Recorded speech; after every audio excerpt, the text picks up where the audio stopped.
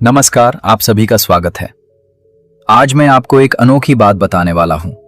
एक ऐसी बात जो स्वयं एक छिपकली ने संकेत देकर बताई। हाँ, आश्चर्य मत कीजिए। घर में रहने वाली छिपकलियों का हमारे पिछले जन्मों से गहरा नाता माना गया है। वे हमारे घर में यूं ही नहीं आती, उनके आने के अपने कारण होते हैं। और हमारी पत्नी का उनसे डरना या घृणा करना भी यूं ही नहीं होता। इसके पीछे एक ऐसा रहस्य छिपा है जिसे स्वयं श्री कृष्ण ने देवर्षि नारद को बताया था। तो मित्रों, इस कहानी को अंत तक सुनना जरूरी है। इसे सुनकर आप समझ पाएंगे कि क्यों छिपकलियां हमारे घर में दिखती हैं, क्यों वे कुछ खास जगहों पर जाती हैं और उनका हमसे क्या आध्यात्मिक संबंध हो सकता है। एक बार नारद जी ने श्री कृष्ण से बड़े विनम्र भाव से प्रश्न किया, हे माधव, वो स्त्री जो अपने पति को वश में करने की कोशिश करती है, उसका फल क्या होता है? और वो पति जो अपनी पत्नी को दासी बनाकर रखता है, उसका अंत कैसा होता है? कृष्ण मुस्कुराए और बोले, नारद, यह प्रश्न साधारण नहीं है। विवाह दो आत्माओं का पवित्र संबंध है। यदि पत्नी अहंकार या लालसा में पति को अपने बस में करना चाहे या पति क्रोध और अभिमान में पत्नी को दासी समझे, तो दोनों ही अपने कर्मों का कठोर फल पाते हैं। कृष्ण आगे बोले, इस विषय पर एक प्राचीन कथा है। जो पति पत्नी इसे पूरी ध्यान से सुनते हैं, उनके जीवन में सौभाग्य, शांति और समृद्धि स्वतः बढ़ती है। और फिर भगवान कृष्ण ने नारद जी को वो अद्भुत कथा सुनानी शुरू की। बहुत ही पुराने समय की बात है। पाटलेश्वर नाम के नगर में जीवन धीमी चाल से चलता था। वहां के लोग सुबह मंदिर जाते, दोपहर खेतों में पसीना बहाते और शाम घर के आंगन में बैठकर दिन भर की बातें कर लेते। उसी नगर में सत्यपाल नाम का एक सादा स्वभाव का वैश्य रहता था। वो मध्यम आय वाला था, पर इतना कमाता था कि घर, पत्नी और बूढ़ी मां का ठीक से पालन हो सके। सत्यपाल की पत्नी मालिनी सुंदर थी, पर उसकी सुंदरता से ज्यादा ध्यान खींचती थी उसकी आकांक्षा। वो चाहती थी कि उसका घर दूसरों से बढ़कर दिखे। पड़ोस की महिलाएं जब नए गहने दिखाती या अपनी सास की तारीफ करती, तो मालिनी अंदर ही अंदर खींच जाती। उसे ये बात खटकती कि सत्यपाल उसे हर बात में प्राथमिकता नहीं देता। वो पति को गलत नहीं समझती थी, पर उसे लगता था कि उसका अधिकार पूरा नहीं मिल रहा। शुरू में यह खटकन छोटी थी। किसी दिन वो बस मन में सोच लेती, काश सत्यपाल थोड़ा और मेरी बात मानता। दूसरे दिन वो सोचती, दूसरी औरतों के पति अपनी पत्नियों पर कितना ध्यान देते हैं, मेरा क्यों नहीं। धीरे धीरे ये सामान्य असंतोष कुछ गहरा बनने लगा। एक सुबह मालिनी आंगन में गेहूं साफ कर रही थी। पड़ोस की रमा आई और गहने खनखनाते हुए बोली, देख बहन, मेरे पति ने सावन पर नया हार दिलाया है। मालिनी ने मुस्कुराकर बधाई दी, पर उसके भीतर किसी ने हल्का सा धक्का दिया। वो सोची, मेरे पास क्या है दिखाने को, और मैं ही क्यों हमेशा समझौता करूं। उस रात सत्यपाल देर से लौटा। तेल की दिए की लौ आधी बुझी थी। उसने शांत स्वर में कहा, दुकान में आज हिसाब जरा उलझ गया था। मालिनी चाहती थी कि वो बैठकर उसके दिन की बातें सुनता, उसकी आंखों की थकान देखता, पर सत्यपाल शांति से खाना खाकर सो गया। असल में वो थका हुआ था, पर मालिनी को ये उसकी बेरुखी लगी।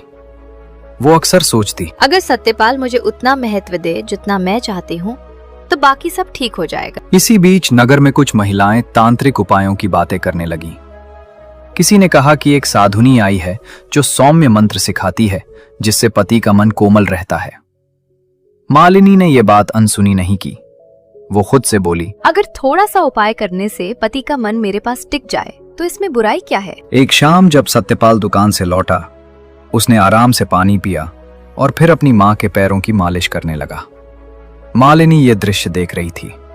उसे लगा कि उसकी जगह घर में दूसरी है। उस रात वो देर तक छत पर बैठी रही।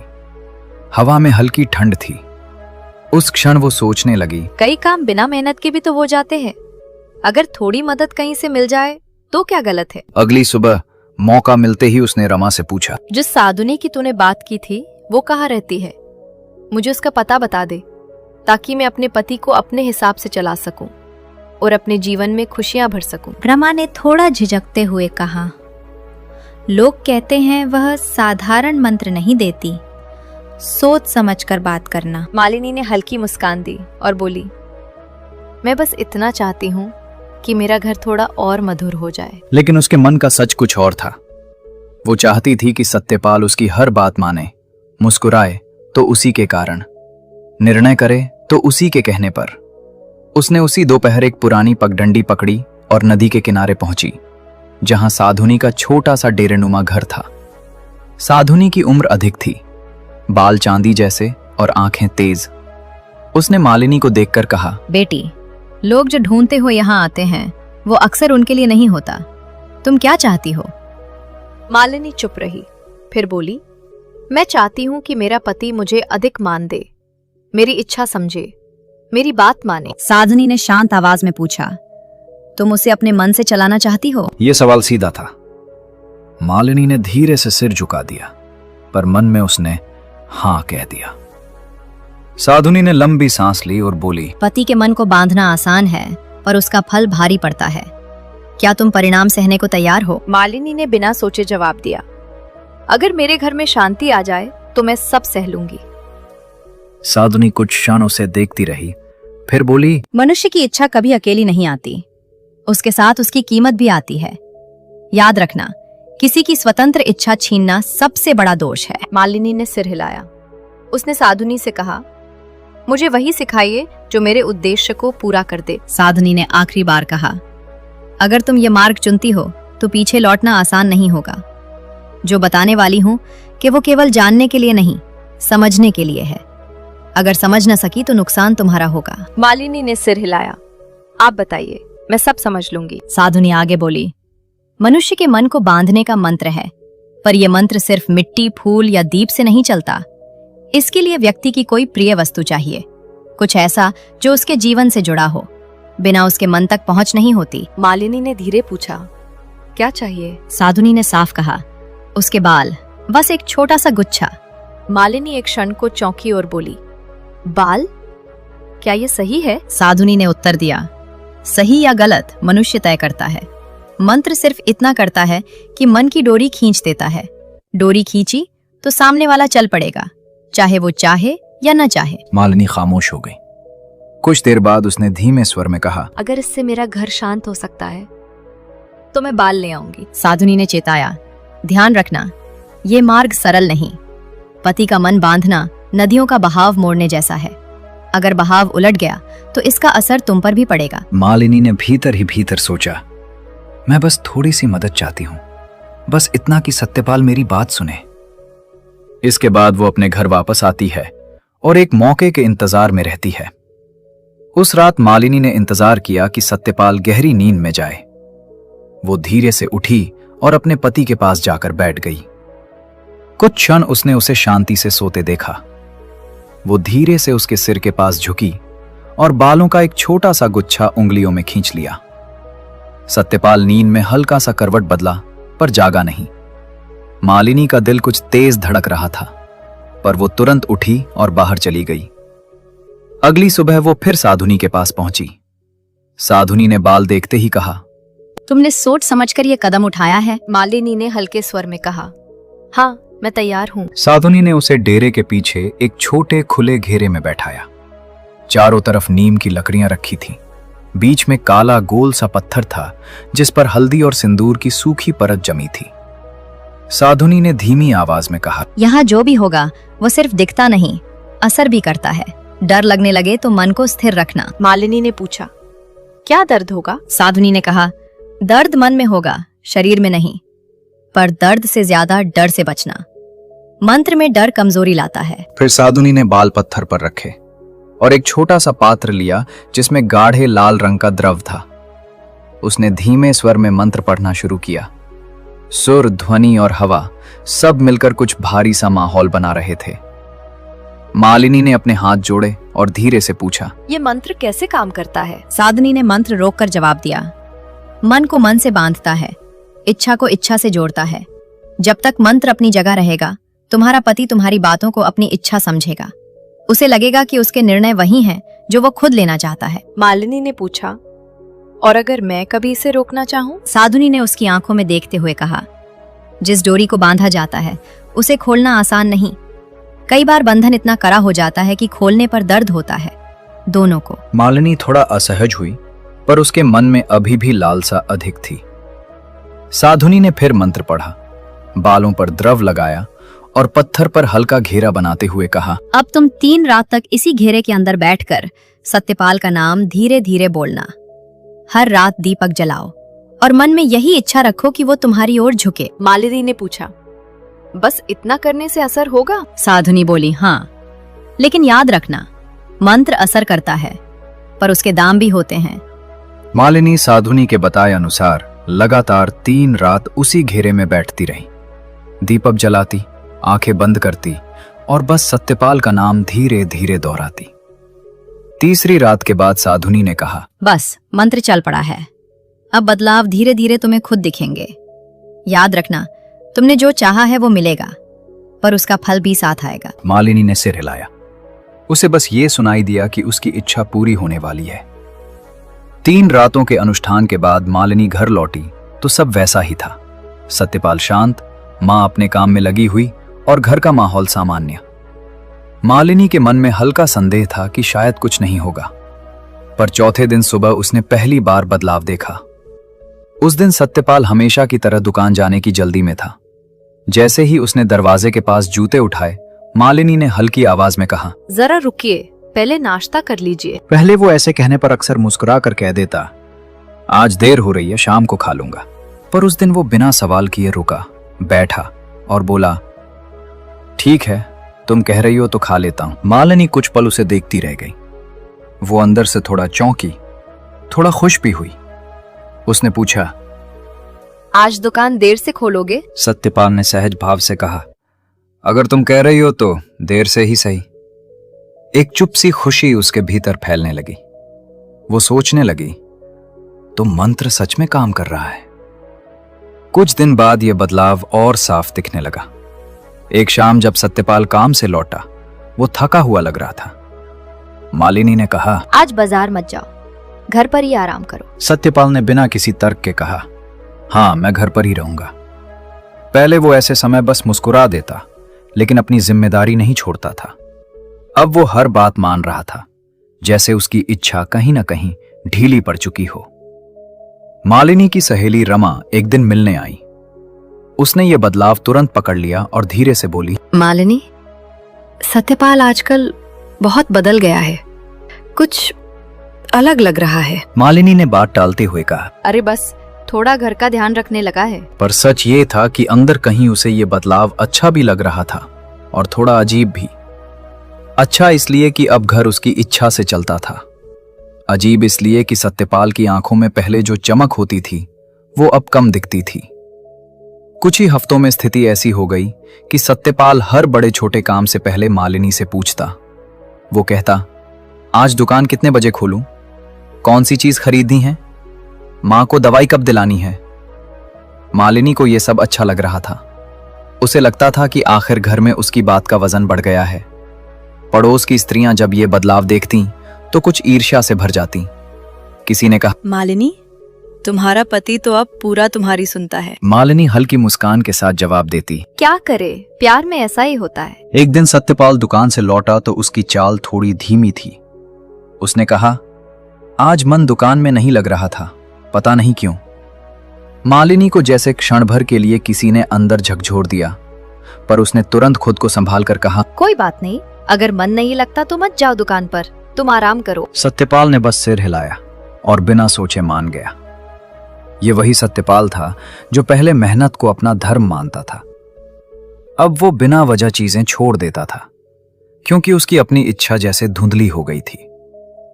रात को मां ने धीमी आवाज में मालिनी से पूछा, बहू, सत्यपाल आजकल कुछ कमजोर सा लग रहा है, तूने ध्यान दिया? मालिनी ने नरमी से कहा, हाँ माँ, मैं देख रही हूँ, शायद काम का बोझ होगा। पर मां की आंखों में चिंता थी।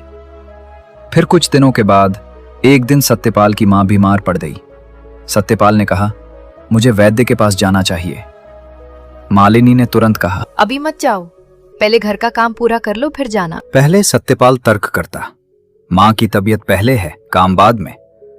पर इस बार उसने बस कहा, ठीक है, जैसा तुम कहो। मालिनी ने एक क्षण के लिए अपने भीतर एक अजीब सा गर्व महसूस किया, जैसे उसने जीत हासिल कर ली थी। उसे लगा, अब घर सचमुच मेरी मुट्ठी में है सत्यपाल की हालत दिन प्रतिदिन बदल रही थी। जो आदमी पहले सुबह ताजगी के साथ उठकर दुकान के लिए तैयार हो जाता था, वो अब कई बार बिना कारण बिस्तर पर देर तक पड़ा रहता। मालिनी ये सब देखती थी, लेकिन उसे समझ नहीं आ रहा था कि ये बदलाव मंत्र का असर है या सिर्फ थकान। वो खुद को समझाती, सब ठीक हो जाएगा, असर बस शुरू का है, कुछ दिन में वो पहले जैसा हो जाएगा। एक दिन नगर में एक वृद्ध ऋषि आए। लोग कहते थे कि वे मनुष्य के मन की दशा चेहरे देखकर समझ लेते हैं। एक दिन वो भ्रमण करते करते सत्यपाल के वर्क प्लेस आए। सत्यपाल की मां उन्हें आंगन में प्रणाम करने गईं और बोली, महाराज, मेरे बेटे की तबीयत कुछ दिनों से ठीक नहीं, आप देखिए ना क्या कमी है। ऋषि ने शांत भाव से कहा, उसे बुलाओ, मैं देखूंगा। जब सत्यपाल उनके सामने आया, ऋषि ने काफी देर तक उसे बिना बोले देखा, फिर धीमे स्वर में बोले, इस युवक की आंखों में थकान है, पर यह शरीर की थकान नहीं, इसके मन की शक्ति जैसे किसी ने बांध दी है। मालिनी पास ही खड़ी थी। ऋषि की बात मानो सीधे उसकी ओर इशारा कर रही थी। ऋषि ने आगे कहा, मनुष्य की आत्मा तब कमजोर होती है जब उसकी इच्छा उस पर से हट जाती है। यहाँ कुछ ऐसा हुआ है जैसे इसका मन अपने ही निर्णयों से दूर कर दिया गया हो। सत्यपाल की मां घबराकर बोली, महाराज, इसे किस दोष ने पकड़ा है? कोई उपाय बताइए। ऋषि ने धीमे स्वर में कहा, उपाय तो है, पर पहले ये जानना जरूरी है कि इसके मन की डोरी किसने खींची है। मालिनी का दिल एक पल के लिए रुक सा गया। उसे लगा जैसे उसके सारे रहस्य सामने आ रहे हों। ऋषि ने सीधे उसे नहीं देखा, सिर्फ इतना कहा, जो मन किसी की इच्छा से दबाया गया हो, वह धीरे धीरे अपना तेज खो देता है। ऐसा करना धर्म के विरुद्ध है, चाहे कारण कुछ भी रहा हो। मालिनी की उंगलियां कांपने लगीं। उसने चुप रहने की कोशिश की, पर भीतर का डर अब बिल्कुल स्पष्ट था। उस रात मालिनी छत पर बैठी रही। वो सोचती रही, क्या मैंने सच में इतना बड़ा पाप किया है? क्या यही वजह है कि सत्यपाल इतना कमजोर हो गया है? उस रात सत्यपाल अचानक बेहोश होकर गिर पड़ा। मालिनी उसकी बाह पकड़कर रो पड़ी। उसके पूरे मन में भय भर गया। वो समझ चुकी थी कि यह सामान्य बीमारी नहीं, यह उसी मंत्र का असर था जिसे उसने लालसा में पकड़ा था। उसने सत्यपाल का सिर अपनी गोद में लिया और खुद से बुदबुदाई, मैंने क्या कर दिया? मुझे ऐसी शक्ति नहीं चाहिए थी, मुझे बस उसका प्यार चाहिए था, ये टूटन नहीं। उसने 2 दिन और 2 रात बिना नींद की सेवा की। हर घड़ी वो उसे पानी पिलाती, माथा सहलाती, हल्का सा झुककर कहती, तुम ठीक हो जाओ, बस एक बार मुझे देख लो। लेकिन सत्यपाल की आंखें जैसे कहीं दूर देख रही थी। उसका शरीर गर्म और कमजोर था। कई बार उसकी सांस रुकती सी लगती और मालिनी का दिल डर से कांप उठता। तीसरी रात जब सत्यपाल बिल्कुल निढाल पड़ा रहा, वो आखिर टूट गई। उसे लगा कि अगर अब सहायता नहीं ली तो वो पति को खो देगी। वो देर रात साधुनी के डेरे की ओर भागी। हवा तेज थी और रास्ता अंधेरा, पर वो बिना रुके चलती गई। उसके दिल में बस एक ही बात थी, पति को बचाना। साधुनी बाहर उकड़ू बैठकर कोई जड़ी पीस रही थी। जैसे ही उसने मालिनी को देखा, उसने सब समझ लिया। मालिनी उसके पैरों पर गिर गई। उसकी आवाज कांप रही थी, माताजी, मैं आपसे विनती करने आई हूँ, मेरे पति को बचा लीजिए, उससे जीवन निकल रहा है, मैं अपनी हर गलती मानती हूँ, बस उसे बचा दीजिए। साधुनी ने गंभीर स्वर में पूछा, अब याद आई गलती? जब मैंने मना किया था तब तुम्हें अपनी इच्छा ज्यादा प्यारी थी। तुम्हें लगता था कि मनुष्य का मन खिलौना होता है। अब जब वही डोरी टूट रही है तब रोने आई? मालिनी रोते रोते बोली, हाँ, मैंने गलती की। मुझे नहीं समझ आया कि मैं कितना बड़ा पाप कर रही हूँ।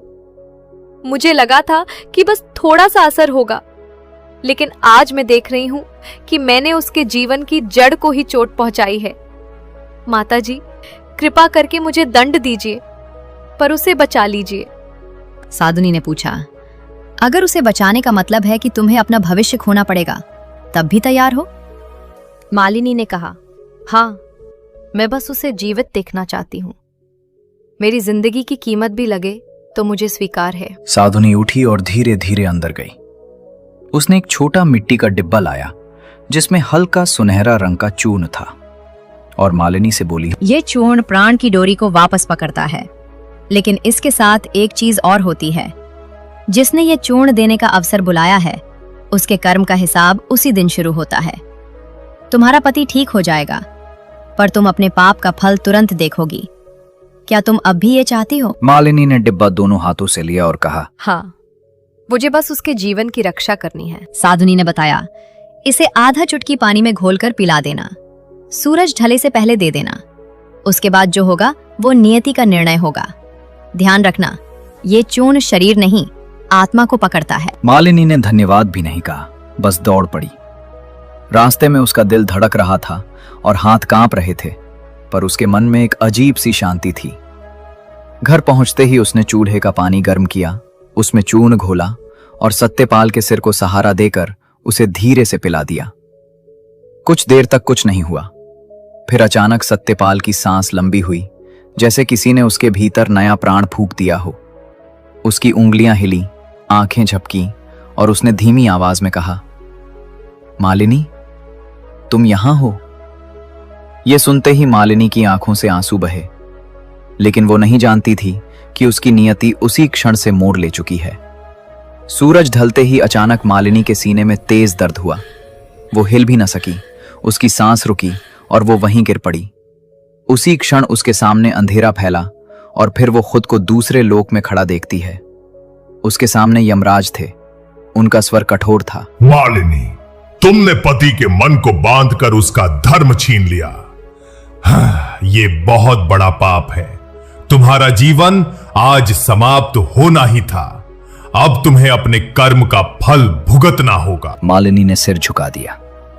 उसने कोई बहाना नहीं किया, उसने बस कहा, मैं दंड स्वीकार करती हूँ, मेरी गलती थी। यमराज बोले, तुम्हें गहरी सजा दी जाएगी ताकि तुम समझ सको कि किसी की स्वतंत्र इच्छा छीनना कितना घोर अपराध है। उसके बाद उसे खतरनाक नरक में धकेल दिया गया। वहां आवाजें बदल रही थीं, दुनिया बदल रही थी। बहुत सालों तक नरक में यातनाएं झेलने के बाद उसने खुद को धरती लोक पर पाया, लेकिन अब वो मनुष्य नहीं थी। वो एक छोटी छिपकली थी जो पेड़ की टहनी पर बैठी कांप रही थी। मालिनी ने आसमान की ओर देखा। उसका नया जीवन शुरू हो चुका था। कथा पूरी सुनाकर कृष्ण जी कुछ क्षण मौन रहे। नारद जी ने विनम्र होकर पूछा, प्रभु, ऐसी स्त्री पर इतना कठोर दंड क्यों पड़ा? क्या उसके मन में प्रेम नहीं था? कृष्ण मुस्कुराए, पर उनकी आंखों में गंभीरता थी। उन्होंने कहा, नारद, प्रेम और अधिकार में बहुत अंतर होता है। प्रेम वो है जहां मन मुक्त रहता है, अधिकार वो है जहां मन को बांधा जाता है। जिस क्षण मालिनी ने अपने पति की इच्छा को अपने हाथों में करने का प्रयास किया, उसी क्षण उसने धर्म की मर्यादा तोड़ी। नारद जी ने सिर झुकाया और बोले, प्रभु, क्या पति का मन बांधने का प्रयत्न इतना बड़ा पाप है? कृष्ण बोले, हां नारद, क्योंकि किसी भी जीव की स्वतंत्र इच्छा उस आत्मा का प्रकाश है। इच्छा छीनना प्रकाश बुझाने जैसा है। जब स्त्री पति को मंत्र, छल या दबाव से अपने अनुसार चलाना चाहती है, तो वो केवल पति को ही नहीं, स्वयं के जीवन को भी उलझाती है। जिस घर में पवित्रता होनी चाहिए, वहां भय और नियंत्रण का बीज बो देती है। कृष्ण आगे बोले, स्त्री का सामर्थ्य उसके आदेश में नहीं, उसके सम्मान में है। पति का आदर करना उसका धर्म है, क्योंकि आदर से ही घर में संतुलन टिकता है। पति का निर्णय सर्वोपरि इसलिए माना गया है कि वो परिवार की रक्षा, स्थिरता और धर्म की रीढ़ माना जाता है। जब स्त्री उसे नीचे दिखाकर नियंत्रण चाहती है, तब परिवार की नींव ही हिल जाती है। नारद जी ने पूछा, और पति का क्या कर्तव्य है प्रभु? कृष्ण बोले, पति का धर्म है अपनी पत्नी का सम्मान करना, उसे सुरक्षा देना और उसके मन को समझना। परंतु कोई भी धर्म तब तक फलता है जब तक दोनों अपने अपने कर्तव्य निभाते हैं। वे अंत में बोले, नारद, इसीलिए कहता हूं, जो स्त्री पति को वश में करने की इच्छा रखती है, वो अंत में अपने ही कर्मों के बंधन में बंधती है, और जो स्त्री पति का सम्मान करती है, वो परिवार के रूप में अपना स्वर्ग स्वयं बना लेती है। दोस्तों, अगर आपको ये वीडियो अच्छा लगा हो तो लाइक जरूर करें, चैनल को सब्सक्राइब करें और कमेंट में जय श्री कृष्णा लिखें। अगर आप चैनल पर नए हैं तो अभी सब्सक्राइब करना ना भूलें।